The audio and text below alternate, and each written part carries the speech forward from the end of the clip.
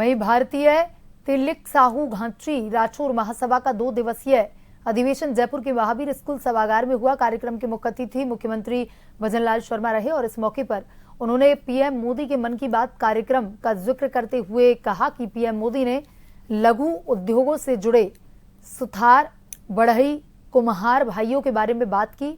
उन्होंने विश्वकर्मा योजना की बात की। वहीं बीजेपी प्रदेश अध्यक्ष मदन राठौर ने कहा कि जिस नेता ने पूरी दुनिया में भारत का डंका बजाया, जिनको पूरे देश के नेता मानते हैं, उन पीएम मोदी को जिन्होंने उंगली पकड़कर चलना सिखाया, पीएम मोदी के वो बड़े भाई सोमा भाई मोदी हमारे बीच मौजूद हैं। उन्होंने कहा कि हमारे समाज के विराट रूप का दर्शन जयपुर में कर रहे हैं, यह भी सौभाग्य की बात है।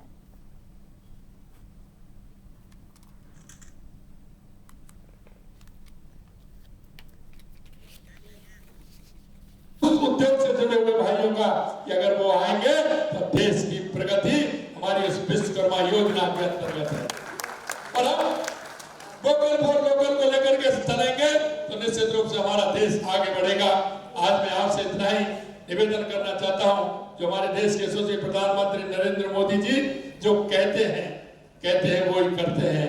लेकिन मैं आपको इतना ही निवेदन करना चाहता हूं मेरे भाइयों, जो अंतिम पंक्ति में जो व्यक्ति खड़ा है, जिसको आवश्यकता है केंद्र और राज्य सरकार की सहायता की, हमारी जो स्कीम है उनकी, केंद्र की एक स्कीम इस तरह की है। छात्रावास के लिए कोई भूमि की आवश्यकता है तो पहले भी एक बार अवसर आया था जब वसुंधरा जी मुख्यमंत्री थी, तब एक जमीन दिखाई थी, लेकिन हो सकता है उस समय हम निर्णय नहीं कर पाए।